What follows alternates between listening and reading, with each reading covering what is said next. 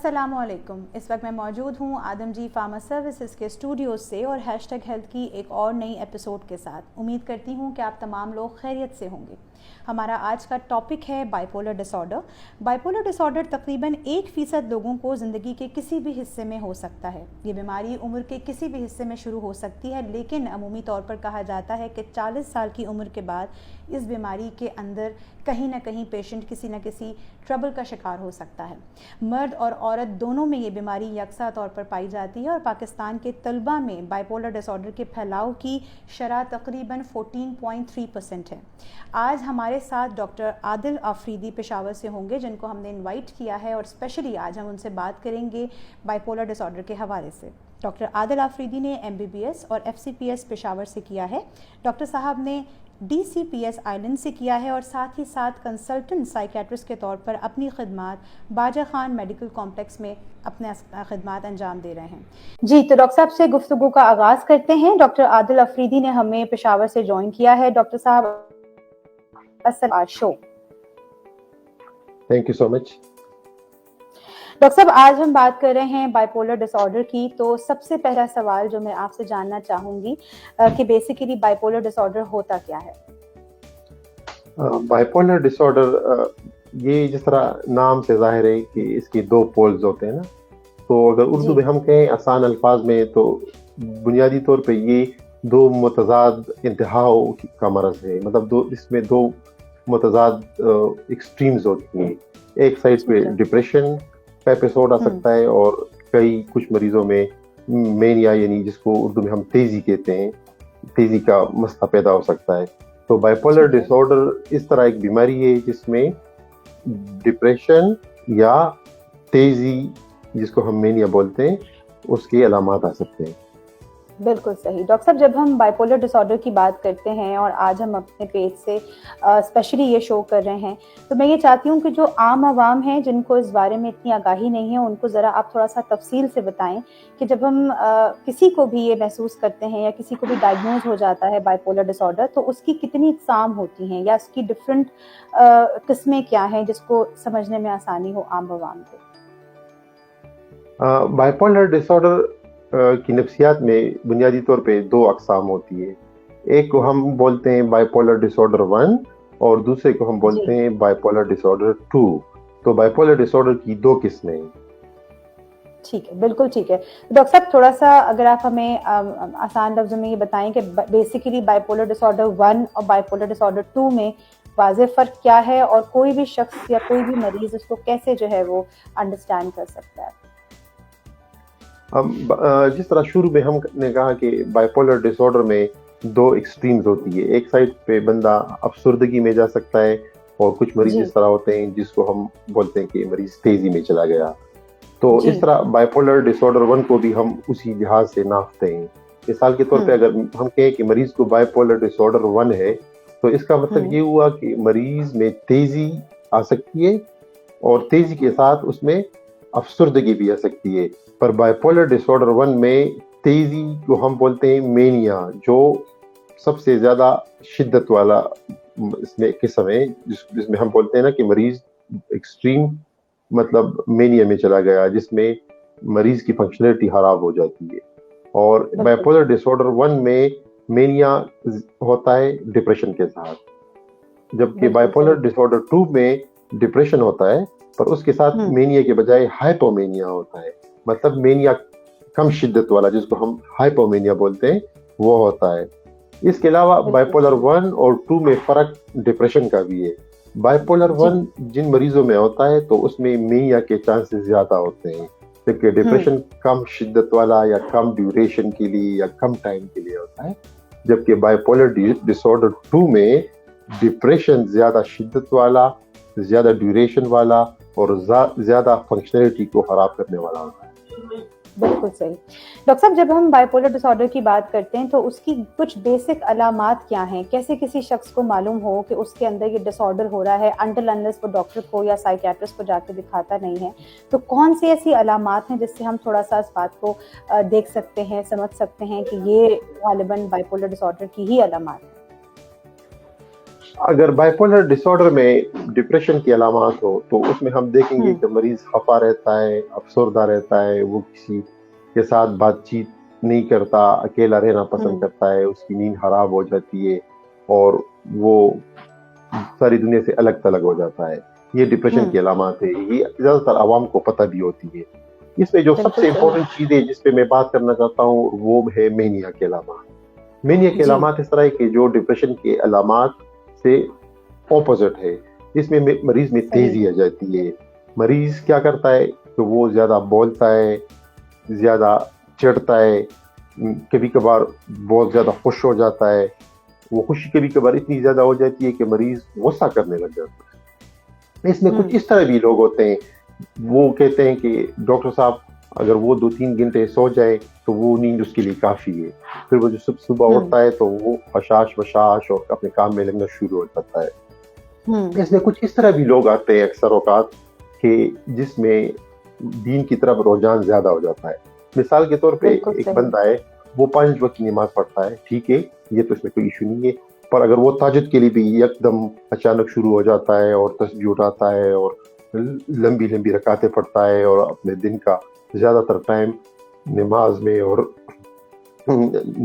سجدوں وغیرہ میں گزارتا ہے، تو پھر تھوڑا سا اس کو ہم پھر کہہ سکتے ہیں کہ ہاں اس طرح کوئی ایشو تو نہیں ہے کہ اس کو کوئی بیماری شروع ہوئی ہے بائپولر ڈس آرڈر والی. اس میں کبھی کبھار مریض اس طرح بھی پریزنٹ کر سکتا ہے کہ مریض بہت زیادہ فضول خرچی کرنے لگ جاتا ہے. اس کو مطلب تھوڑا سا عام لوگوں سے آپ نے ڈفرینشیٹ کرنا ہے کہ کیا اس بندے کی جو یہ عادت ہے پہلے سے مختلف ہے کہ نہیں. ہاں اگر اس کا اٹینڈنٹ کہے کہ نہیں ڈاکٹر صاحب یہ پہلے تو بڑے طریقے سے گھر کے لیے سبزی لے کے جاتے تھے، گوشت لے کے جاتے تھے، اس بار تو اس نے 3 کلو چیزیں زیادہ لے کے آ رہا ہے، زیادہ چیزیں گھر میں پہنچا رہا ہے، فضول خرچی زیادہ بڑھا دیے، تو پھر اس میں اس طرح یہ بھی ہو سکتا ہے کہ مریض فضول خرچی کرنے لگ جاتا ہے. تو ہم نے اس طرح ان علامات کو دیکھنا ہے. اس کے علاوہ مریض کے ذہن میں باتیں تیز آ جاتی ہے، مریض پلاننگ کرنے شروع کر جاتا ہے، مختلف جو پروجیکٹس ہوتے ہیں اس پہ کام کرنا شروع کر دیتا ہے. پر اس میں پرابلم یہ ہے کہ وہ پروجیکٹس درمیان میں چھوڑ دیتا ہے اور اگلی کے لیے پھر اگلا پروجیکٹ شروع کر دیتا ہے. اس طرح کام کو کمپلیٹ نہیں کرتا. مریض کی ججمنٹ خراب ہو جاتی ہے اور اس کی فنکشنلٹی کمپلیٹلی طور پہ ڈسٹرب ہو جاتی ہے. جی ڈاکٹر صاحب میں آپ سے سوال کر رہی تھی کہ آپ نے بہت بہترین انداز میں بائپولر کا اور مینک کا ڈفرنس ہماری عوام کو بتایا بہت آسان لفظوں میں. ایک سوال یہ بھی ابھرتا ہے کہ کیسے پتہ چلے کسی بھی شخص کو کہ اگر اس میں یہ علامات پائی جاتی ہیں تو اگر وہ اس کا بر وقت علاج نہ کروائے یا ٹریٹمنٹ نہ ہو تو پھر یہ علامات جو ہیں وہ آگے جا کے نقصان دہ ثابت ہو سکتی ہیں.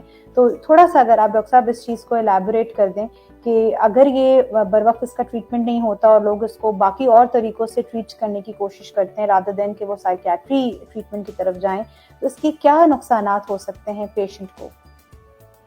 یہ بائپولر ڈس آرڈر ہے نا، یہ اس کا بر وقت علاج بہت زیادہ امپورٹنٹ ہے کیونکہ اس سے کافی مسائل پیدا ہو سکتے ہیں. اس کے لیے ضروری ہے کہ ٹائملی رسک اسیسمنٹ کیا جائے اور پیشنٹ کو دیکھا جائے کہ اس کے کیا حالات ہے، اس کی کیا سچویشن ہے. کیونکہ بائپولر ڈس آرڈر میں خودکشی کا رجحان بھی باقی سائیکیٹرک بیماریوں کے بنسبت زیادہ ہے. اس کے علاوہ ہم نے یہ بھی دیکھنا ہے کہ اس جو مریض ہے، جو بندہ ہے، اس کی ججمنٹ کیسی ہے. کیا وہ اس حالت میں کہ وہ اپنی فائنانسز کا خیال رکھ سکے؟ کیا مریض اس سچویشن میں ہے کہ وہ اکیلے میں ڈرائیو کر سکے؟ کیا وہ اس سچویشن میں ہے کہ اپنے بچوں کا خیال رکھ سکے؟ کیا وہ اس سچویشن میں ہے کہ اپنے بیوی کا یا اپنے ماں باپ کا خیال رکھ سکیں یا اپنی جاب پہ صحیح پرفارمنس کرے؟ تو میرے خیال میں جو چیزیں میں نے آپ کے ساتھ ڈسکس کی، تو اگر ہم ٹائملی انٹروین نہ کریں بائپولر کی ٹریٹمنٹ میں تو اس سے جو چیزیں میں نے آپ کو بتائی اس سب جگہوں پہ ہمارے لیے اور پیشنٹ کے لیے اسپیشلی ایشو ہو سکتے ہیں. بالکل صحیح. اچھا ڈاکٹر صاحب، کیونکہ آپ بہت عرصے سے پریکٹس کر رہے ہیں تو آپ کے خیال میں پاکستان میں بائپولر ڈس آرڈر کی جو بیماری ہے اس کا تناسب کہاں تک ہے؟ کس حساب سے یہاں پر کتنا معیاری علاج ہو رہا ہے تاکہ وہ لوگ جو اب ہمارے پروگرام کے بعد کہیں نہ کہیں شاید اپنے ٹریٹمنٹ کی طرف جائیں تو آپ ان کو صحیح گائیڈ کر سکیں کہ پاکستان میں بائپولر ڈس آرڈر کے ٹریٹمنٹ کے حوالے سے کیا کام ہو رہا ہے؟ اگر ہم اوور آل گلوبلی دیکھیں تو بائیپولر ڈس آرڈر کا پریویلنس 1 to 1.5% ہے، پر انفارچونیٹلی کچھ جو ابھی ریسنٹلی اسٹڈیز ہوئی ہے پاکستان میں، تو اس میں پاکستان میں ایک اسٹڈی ہوئی ہے، اس میں اس کا پریویلنس اسٹوڈنٹس میں، یونیورسٹی اسٹوڈنٹ میں 14.3% بتایا گیا ہے۔ اس کے علاوہ کچھ اور بھی اسٹڈیز ہوئی ہے بلوچستان سائڈ پہ، تو اس میں ایون اس سے بھی ہائی پریویلنس اس بیماری کا ہے، اور میرے خیال میں اس کی بہت وجوہات ہے، جس میں پاکستان میں جو کزن میرجز وغیرہ ہے، اس میں اس کی وجہ سے بھی ہو سکتی ہے، کیونکہ بائیپولر ڈس آرڈر کی ہیریٹیبلٹی یعنی وراثت میں ٹرانسفر ہونے کا چانس سائیکیٹری کی ہر ایک بیماری سے زیادہ ہے۔ تو اس میں مطلب ہمیں دیکھنا ہے کہ مطلب ٹائملی جو بھی ہمارا رشتہ دار ہو یا ہمارے دیکھنے والوں میں کسی کو اگر یہ ایشو ہو یا اس کے کسی دوست کا، تو ان کو چاہیے کہ وہ ٹائملی سائیکیٹرسٹ سے رجوع کرے۔ بالکل صحیح ڈاکٹر صاحب، ابھی آپ نے ایک بہت اچھی بات یہاں واضح کی کہ یہ عمومی طور پر وراثت میں بھی ملتا ہے، تو اکثر لوگوں کا یہ خیال ہوتا ہے کہ بائیپولر ڈس آرڈر جو ہے، یا یہ سوال ابھرتا ہے ذہن میں کہ یہ بیسیکلی بیماری ہوتی کہاں سے ہے؟ کیا یہ جینیٹیکلی ہی بچوں میں ٹرانسفر ہو جاتی ہے والدین سے، یا یہ کسی ٹراما سے گزرنے کے بعد بھی بعض اوقات لوگوں میں پائی جاتی ہے؟ آخر یہ جو بیماری ہے، ڈس آرڈر ہے، اس کی ہونے کی وجہ، جو بیسک وجہ ہے، وہ کیا ہے، کیا نظر آتی ہے؟ اس کی جو وجوہات ہے اس کو ہم دو طریقوں سے کلاسیفائی کرتے ہیں۔ ایک جو ہے نا، اس کو ہم بولتے ہیں کہ جینیٹک ایشوز، اور دوسرے کو ہم بولتے ہیں انوائرمنٹل فیکٹرز۔ تو جینیٹیکلی یہ وراثت میں اس کا جو ٹرانسفرنس ریٹ ہے، ہیریٹیبلٹی، وہ آلموسٹ 85% کیسز میں مطلب نوٹ کی گئی ہے، اور اس میں جو انوائرمنٹل فیکٹرز ہے، اس میں اسپیشلی ینگ پاپولیشن میں یہ مطلب سٹارٹ ہو جاتی ہے۔ تو ان میں اس کی وجہ جینیٹکس کے علاوہ ڈرگز کا استعمال، اسپیشلی ہمارے معاشرے میں چرس وغیرہ اور آئس کا استعمال بھی زیادہ ہو رہا ہے، تو اس سے بھی کبھی کبھار یہ بیماری ہو سکتی ہے۔ اس کے علاوہ بچپن میں جو مطلب بچوں کے ساتھ ایشو آ سکتے ہیں، مثال کے طور پہ ماں باپ کا ڈائیورس، یا اس طرح کوئی فزیکل ایشو، یا کوئی اور ایڈورسٹی جو بچپن میں ہوئی ہو، تو وہ بھی بعد میں بائیپولر کی شیپ میں بیماری شروع ہو سکتی ہے۔ ڈاکٹر صاحب، ایک سوال یہاں آپ سے اور کرنا چاہوں گی کہ بائیپولر ڈس آرڈر، جیسے آپ نے 1 اور 2 دونوں کو ڈسکرائب کیا یہاں پر، اس میں زیادہ خطرناک یا زیادہ خطرے میں کون سے پیشنٹس ہوتے ہیں جن کو بر وقت اگر نہ لے کے آیا جائے تو وہ نقصان دہ ثابت ہو سکتی ہے ان کے لیے یہ تکلیف یا یہ بیماری؟ بائیپولر 1 میں چونکہ مینیا کے علامات آتے ہیں جو زیادہ شدت والے ہوتے ہیں، پر اس میں ڈپریشن زیادہ سیویئر نہیں ہوتا، اس کا ڈیوریشن بھی کم ہوتا ہے، تو وہ ایزلی ٹریٹیبل ہے۔ اس کی بنسبت ہائپومینیا جو بائیپولر 2 میں آتا ہے، اس کے ساتھ ڈپریشن لانگ ٹرم ہوتا ہے، زیادہ شدت والا ہوتا ہے۔ تو بائیپولر 2 ڈس آرڈر میں خودکشی کے علامات بائیپولر 1 کی بنسبت زیادہ ہوتی ہے، اور وہ زیادہ خطرناک ہے۔ تو ایسے ایلنس بائیپولر 1 سے بائیپولر 2 زیادہ ڈینجرس ہو سکتی ہے۔ بالکل صحیح۔ ڈاکٹر صاحب، آپ سے صرف آخری سوال کرنا چاہوں گی جو بہت امپورٹنٹ کویشچن ہے اور لوگوں کی آگاہی کے لیے بہت امپورٹنٹ ہے، کہ بائیپولر ڈس آرڈر اگر کسی شخص میں ڈائگنوز ہو جاتا ہے کے ساتھ ساتھ، یعنی میڈیکیشنز کے کاؤنسلنگ کس حد تک کام کرتی ہے، اسپیشلی جب ہم اس طرح کے ڈس آرڈر کے پیشنٹس کو دیکھتے ہیں؟ اگر کسی بندے میں بائیپولر ڈس آرڈر ڈائگنوز ہو جائے تو اس میں ضروری ہے کہ میڈیکیشن کے ساتھ لائف سٹائل چینجز پہ بھی مریض کے ساتھ بات کی جائے۔